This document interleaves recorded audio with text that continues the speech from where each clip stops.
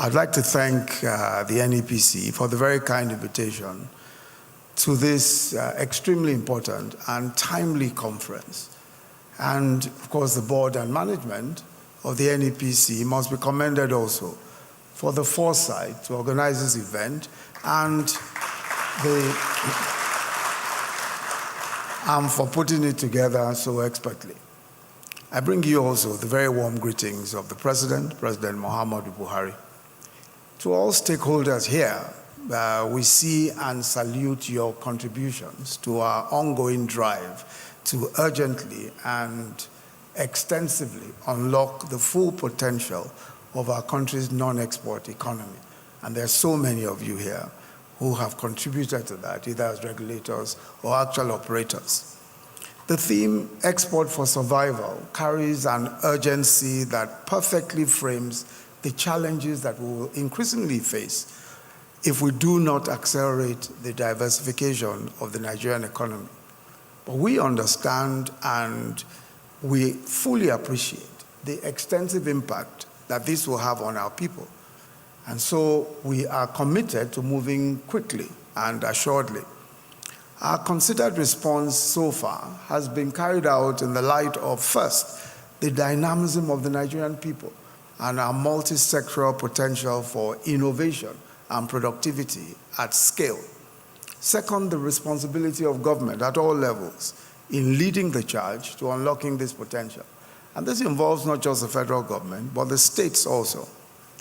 We are on our way with respect to all of our commitments.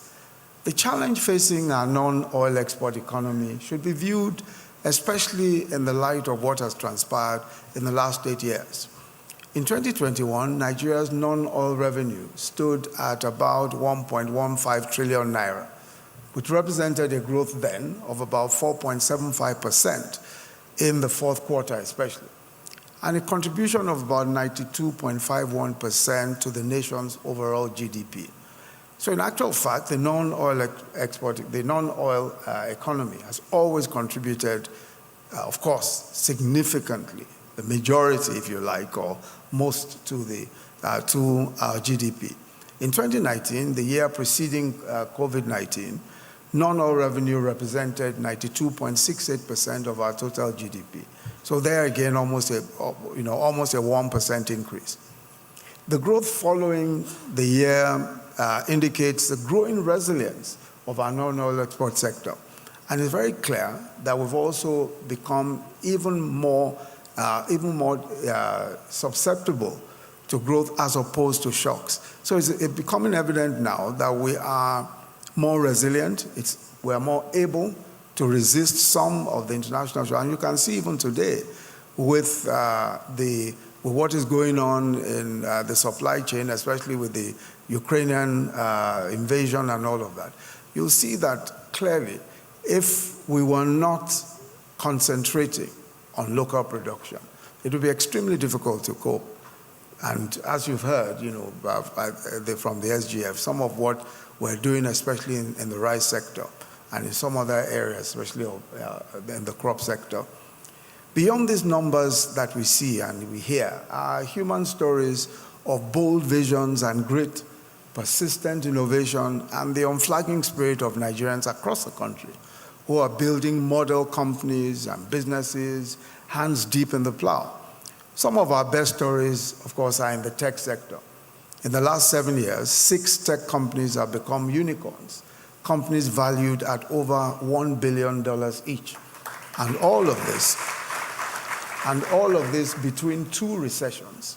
So it's evident that there is a lot that's going on. And one of the reasons why you'll find that the tech sector is growing so well is because, I believe, of the very light hand of the regulatory sector upon it. And this is one of the things that we must seek to achieve. We must seek to achieve a situation where regulators see themselves as facilitators of business as opposed to policemen or those who may just provide some obstacles. And this has been the focus.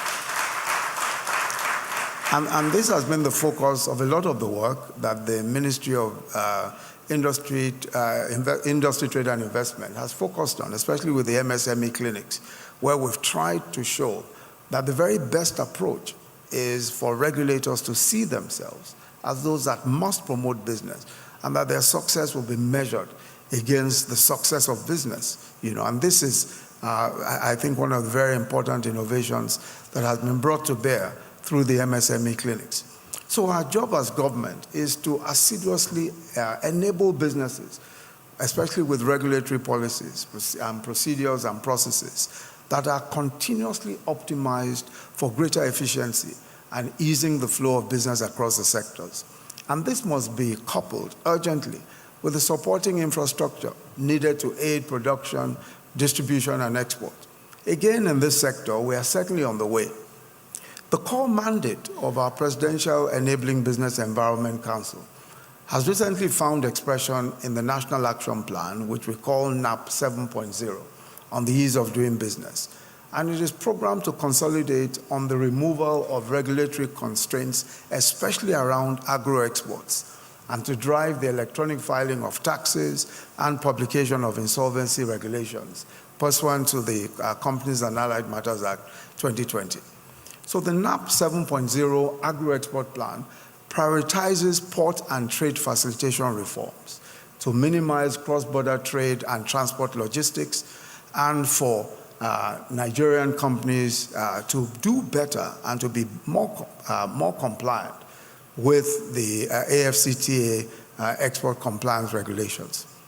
These interventions that we are seeing are to be complemented by improved automation, and we expect that this will be the case as when we bring in the national single window. The national single window has been long in coming, but this is going to make a sea change, especially in trade facilitation and, of course, for exports in that sector.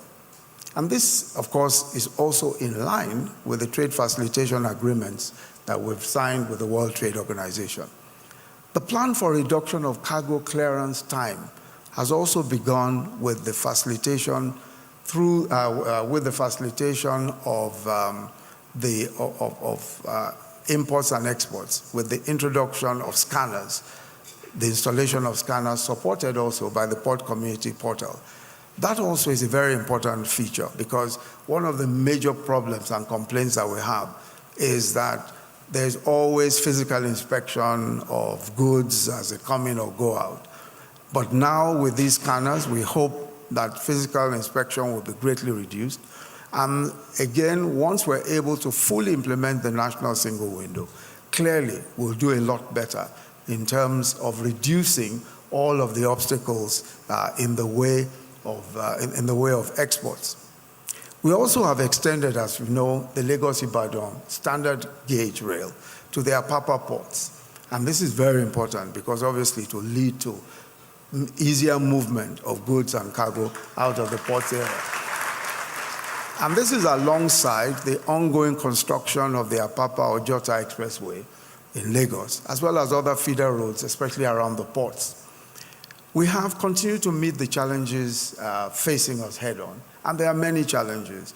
But you must, and I'm sure that all of us will agree, that the federal government's commitment to infrastructure and to infrastructural development, and also to looking for ways of funding especially industry, trade, and investment, funding our exports, funding industry in every possible way, is one commitment that we have taken very, very seriously indeed.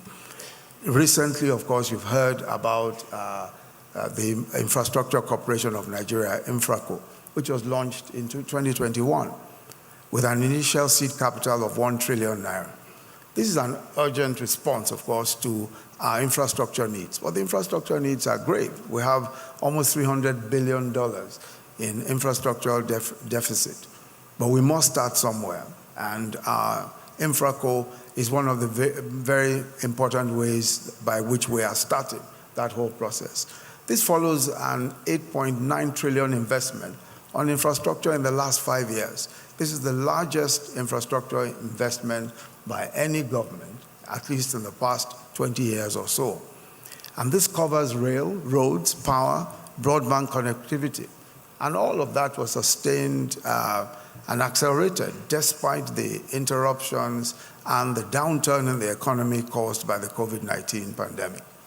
But the effort of the government must succeed within the deliberate collaborative frameworks that allow for seamless cooperation between the public and private sector operators, government agencies, states, and of course, all of our private sector partners in particular. This is why we are as optimistic about the opportunities presented by the African Free Trade Continental Area Agreements, which we have thrown our full weight behind. We are determined to enhance the competitiveness of our businesses within what is poised to become one of the largest regional single markets in the world. And this is why our Export Development Fund, under the Nigerian Export Promotion Council, has committed 50 billion naira to help position the export-oriented Nigerian businesses to play competitively within this growing regional market by building programs as well as business grants. And I think that that fund is one that is not just innovative in the way that it's been set up, but in its implementation. I think the transparency of the implementation is one for which the NEPC must be commended, and of course the minister. So our commitment to deepening our productive and export capacity in the coming months and years is also evidenced by the National Development Plan 2021 to 2025. The strategic objectives of the National Development Plan show clearly where we're headed in terms of the non-oil export economy. And this includes the establishment of a strong foundation for a diversified economy, investing in critical infrastructure, enabling human capital development, and improving governance and strengthening security, all of which we expect will contribute significantly to achieving our national development aspirations.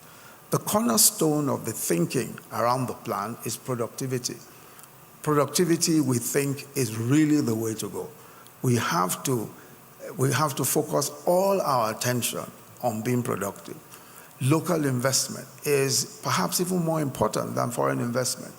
Once we enable the environment for local investment, once we show that our sole focus will be on productivity, which of course will also be the guiding principle for our regulatory agencies, that what we're interested in is productivity that will bring jobs. That's what will bring the income. That's what will bring the growth that we expect. And of course, that will conduce to export. So the focus of the plan, the cornerstone of the plan is productivity, and that will be the watchword of our economy as we go forward. We're determined to accelerate our efforts through holistic stakeholder input, and this is why this conference is of immense value. The robust multi-sectoral representation that's here clearly underlines your well-considered appraisal of the wide spectrum of our non-oil sector value chain. And we trust that the deliberations here at this conference and the vigorous exchanges which we expect to happen will yield practical and far-reaching recommendations, which I hope will further reinvigorate the non-oil sector and the economy at large. We hope that in the coming months and years, all of the effort which has been put into developing the non-oil sector will begin to yield really tangible results.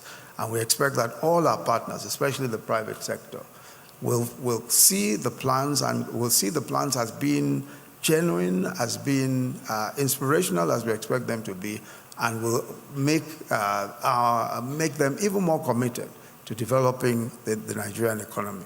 Again, let me commend the ministers of Industry, Trade and Investment, both the Minister and the Honourable Minister of State, for their visionary leadership of that sector.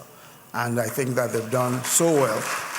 I think they've done so well indeed, and we expect them to do even more. Thank you very much. God bless you.